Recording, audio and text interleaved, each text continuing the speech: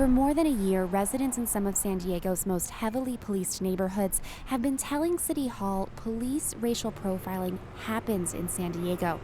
Maria Morales is one of them. She says she has no doubt that what she and her boyfriend experienced at a trolley stop was racial profiling.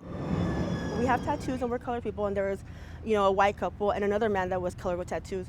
And they harassed him. They were like, are you on parole or probation? That was the first question we heard, and I already knew. Thank goodness I'm educated to be able to be aware of these things. But they totally bypassed the white couple and then came up to us, and I already knew what to expect. Morales says the officers asked whether she was on probation or parole. Just because I have tattoos and because I have long dark hair and a colored skin or a certain look, that means you know nothing about me. I've never been to prison in my life. And for you to automatically assume that, it's a shaming feeling, and I refuse to live like that anymore. But this and hundreds of similar anecdotes haven't convinced elected officials or police brass that racial profiling is a reality for the department. Instead, they've acknowledged the community's belief that profiling happens. The message has been sent. It's very clear that members of the community have this belief that they are being targeted. And so I think the chief and the command staff are now more aware of that, more sensitive to it. So hopefully we'll see some changes if indeed some officers are profiling. As the city's public safety chair, Councilwoman Marty Emerald has been on the receiving end of most of that testimony. It's humiliating for that same kind of treatment. Earlier this year, she asked a San Diego State research team to take a look at the police department's traffic stop data to gauge where the department falls between belief and reality.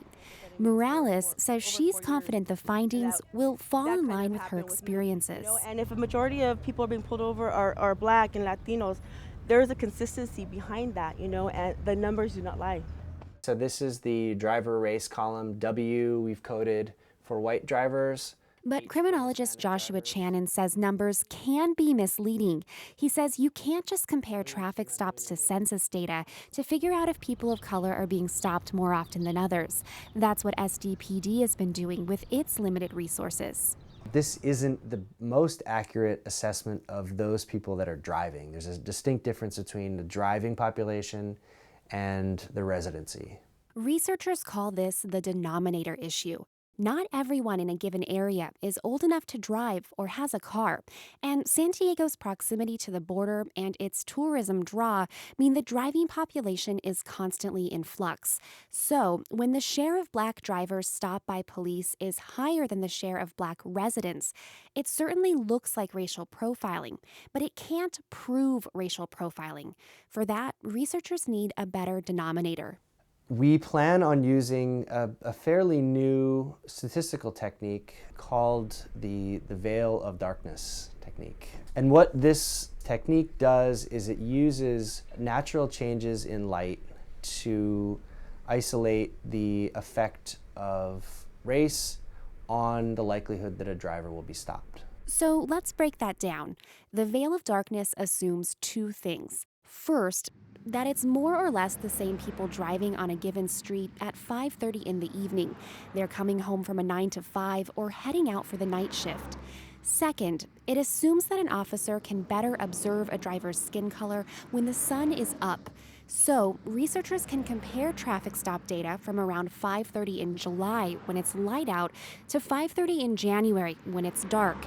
If more people of color are pulled over in that area during the summer, one can assume race is at play. I don't know whether the veil of darkness is going to solve all the problems here, but I think it's one of the best things out there. We spoke with Greg Ridgway over Skype. He co-created the Veil of Darkness while studying racial profiling for the RAND Corporation. It's since guided public policy in 5 cities, including Oakland and Cincinnati. It really gets at just simply the direct question, does the ability to see the race of the driver in advance influence which drivers the officers are going to stop? And that really gets a lot closer to the key question of racial profiling.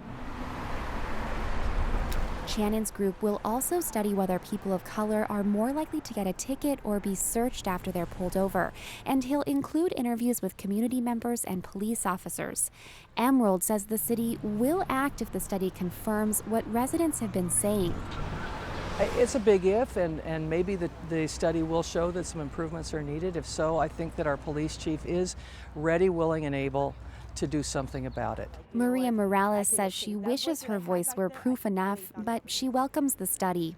I think we're kind of like just desperate. Kind of like, just give us something that will support what we're already saying. The study results will come in 3 phases. The first is expected in late October. Megan Burks, KPBS News.